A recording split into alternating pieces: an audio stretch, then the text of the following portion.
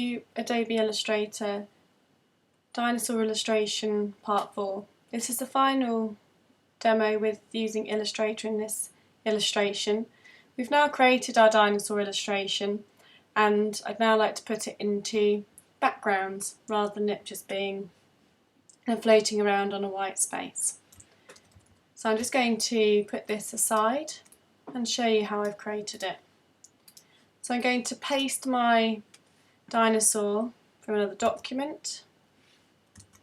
So I'm just going to go back here. Here's all my dinosaur illustrations. See how I work with lots of different designs all on one page. Quite nice to see.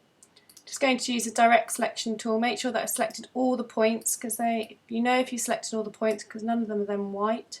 I'm going to deselect that by holding Shift, Control C, and now pasting that into here.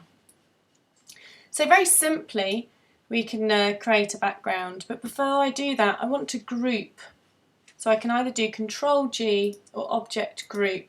So it means that every time I select now, it selects a whole dinosaur, so I don't have to remember to select all the shapes. So if I get the rectangle tool, I can create a shape.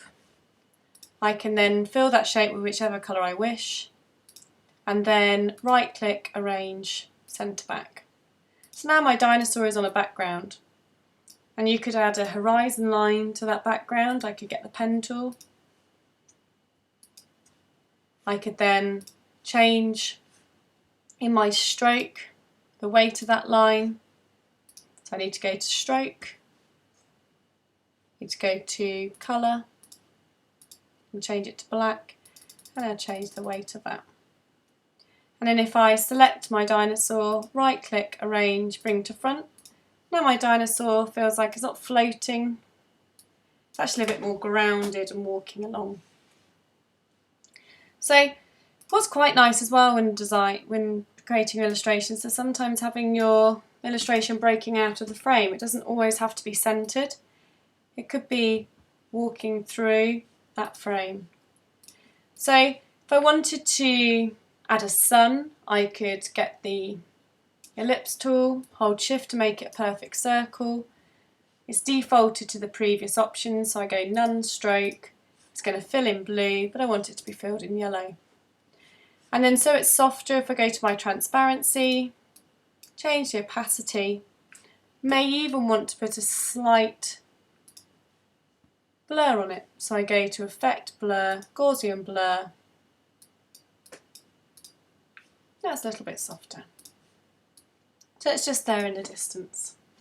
So if I just go back to the image I had at the beginning, if I wanted to perhaps create some mountains, maybe a shape that it's sat upon rather than a line, I could just get rid of that. And if I get the rectangle tool, I don't have to hold Shift because I'm making up the size. Again, it's defaulted to the previous option. So I'm going to take the stroke off, and now I'm going to fill it. My swatches have gone, so I'm going to go back to swatches,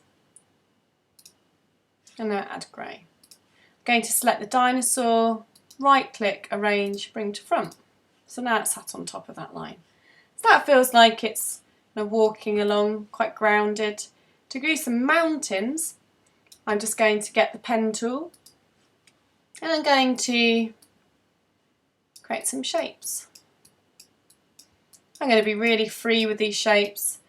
I haven't taken the fill or the stroke off because I'm not tracing anything, I'm not following any lines, so it doesn't really matter that that's there. And then I can go in, I can move these around. I might not want to make them so pointy, might want to change the angle. You can be quite free with that. Then I'm going to select the dinosaur again, arrange, bring to front. What we could do with these mountains is I'm just going to do Alt and Control, and the one underneath I'm just going to select. A bit tricky to try and get the one underneath. There we go. I'm going to make that a darker grey. So by making that a darker grey, it means that it's like a shadow around it. But I think what I've just done, that's it. So it just means that now if I move Control Z, I just made a mistake. Now I've got a shadow behind my mountains. But because I wasn't very neat with my pen tool at the bottoms, now I've got these shapes. So I could, I mean, I might quite like that, a happy accident, or I might want to go in and delete some of those. Or if it's too much trouble, just get rid of it and get back to what we began with. You might want to make some little footprint marks. So you could just do this with using the ellipse tool, doing some little shapes, just making some like little indentations, and just some little textures. Maybe they won't be footprints now, maybe they'll just be like little textures if you wanted to. And again, always remember that you don't have to be solid fills. You could change them to brush strokes rather than fills. You can change the opacity of them. You can change the layer blending option. So just play around with these things. It could be a bit softer. So the last thing I just want to show you is if you wanted to do a speech bubble, for example, and how you can combine two shapes. So I'm going to get the ellipse tool. I'm going to fill it white. And then I'm going to get a triangle, which is a star. It might be that yours is defaulted to an actual star, it might have lots of sides. That's fine, don't worry about that. What you need to do is press on your arrow keys, press down to take away the points, or up to add more points. So I just want a triangle, I just want a three-sided shape. So now what I'm going to do is I'm just going to, it's going to be the bottom part of my speech bubble. So I think that looks about right. If I click off, I might just foreshorten it, squidge it in a little bit. And what I'm going to do now is select both of those shapes, and I'm going to go to my Pathfinder, which is here. If it isn't there, always remember where to find them in your windows. And I'm going to ask Pathfinder to combine these two shapes. So you'll see now, when I touch it, what will happen is it will no longer be a triangle and a circle, it will be an irregular shape, like that. So now whenever I select it, it's one shape. Really handy. Play around with the Pathfinder tools. You can do some really good combinations of erasing, punching through shapes, combining shapes, really useful. So now what I'm going to do is I'm going to use my type tool. Just going to type whatever it might be that you want to say. I'm going to say help. Always be careful with your typeface choices. I'm just going to be quite quick with this in terms of just choosing a sans serif typeface, always quite minimal, contemporary. And I just might want it to be a little bit more expressive. So do remember, if you want to change the spacing in between your letters, the kerning, you can go to your character palette, which is just up here, and then we can change the spacing in between the letters. So it can be very exaggerated, or you could decrease it. So try and be, you've got a lot of options in Illustrator. You can try these things out. So because I want to move the letters on and off the baseline, I want to tilt some of them, I'm going to have to outline it. So I go Type, Create Outlines, and then I've got to ungroup the letters. So then I can select, I'm going to select off, select each of them individually. So now I have the capacity to, whoops, I've just moved the speech bubble. To stop that from happening, I'm just going to lock it, so I don't keep moving it.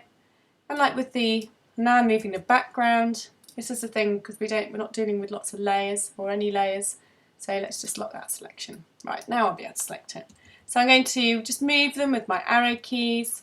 Might take the bowl of the P out, so I'm just going to get the direct selection tool. And select, just got to, sorry, my computer just nearly crashed then, I think. There you go, select the bowl of the letter and then delete.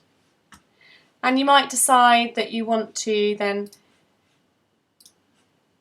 let's just change the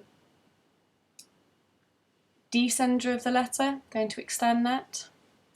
So it's no longer the typeface that I chose, it's on my typeface, I'm manipulating it, I'm changing it. I just might make these letters move a little bit more so it feels a bit more energetic. So I'm just going to put a shadow behind these letters. So I'm going to do Alt Command and I'm going to object group them so they're together and just move those to the side. And then with these letters here, I'm just going to group again, so that just means every time I select them, they're I don't have to select one at a time. So I might leave it like that, or perhaps I could change them to white, and you've got a shadow, so you can just about see the word. Or what you might want to do is change the colour completely. So you could play around with that. And the help underneath, what we could do is put a stroke and make that quite a large stroke so it stands out even more. Again, just need to go to my stroke palette, make it even bolder so it's standing out. So you can play around then with options in terms of things that you can do with your illustration, and now your dinosaur is expressing something. It's got a background. Just one last thing I haven't shown you with these illustrations and designs, just very quickly how you can reverse something. So I'm just going to select this dinosaur, I'm going to right click, transform, reflect, and now I want my dinosaur to be the other way. And now what I might decide is I want this. And my speech bubble, remember my speech bubble is locked, so I need to go to Object, Unlock All, and now I can get my speech bubble and I can move that over. Okay, well I hope you feel that you can achieve a lot now in Illustrator. There's lots of different tips there. And remember, all of these things you can apply to typography as well, it's not just illustrations. Okay, thank you.